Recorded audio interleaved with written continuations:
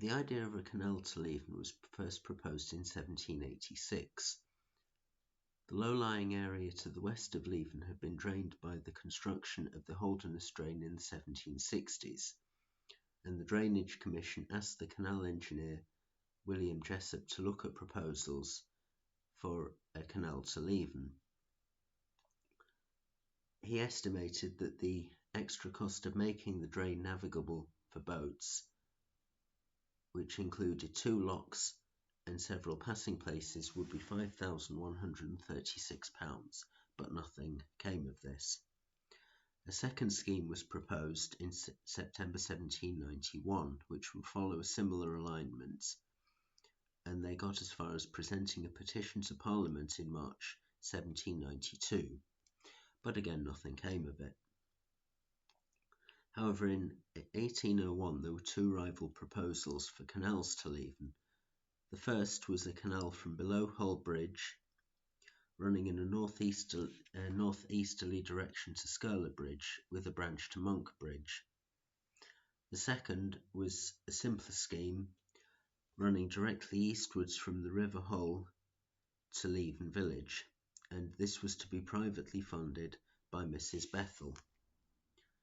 Mrs. Charlotta Bethel, a widow who owned large amounts of land within East Yorkshire, commissioned William Jessup to make a survey for the canal in the early 1800s.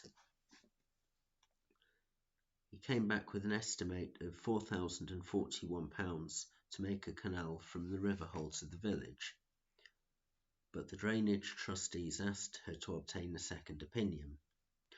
So she did this and employed James Creasy, whose report agreed with Jessup's that the canal would not harm the drainage of the area, and consequently an Act of Parliament to authorise construction was obtained on the 21st of May 1801.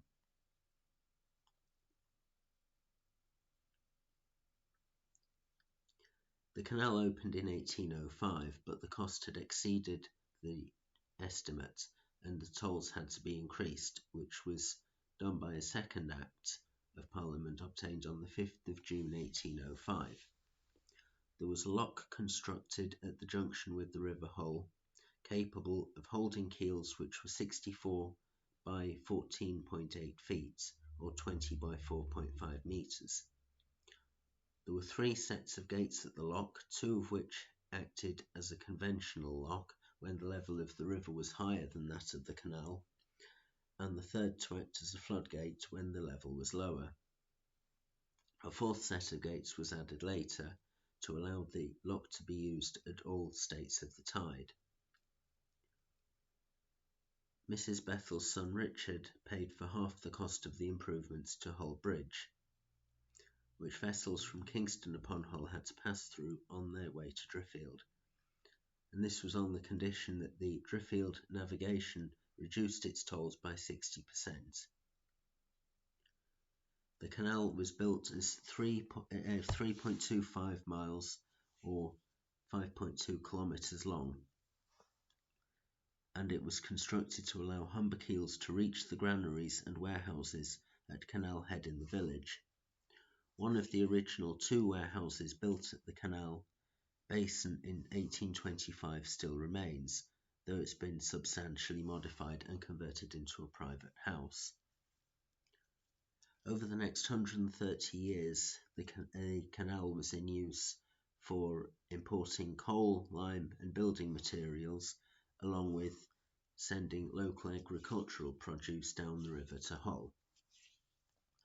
The canal still exists today, although it is not navigable anymore, and it is a site of special scientific interest, and it is still owned by the family of the lady who paid for it to be built in the first place, and they are hoping one day to return river traffic to the canal, although sadly so far this has not materialised. Well, I hope you've enjoyed the short video. Thank you for watching, and I will see you in a future video.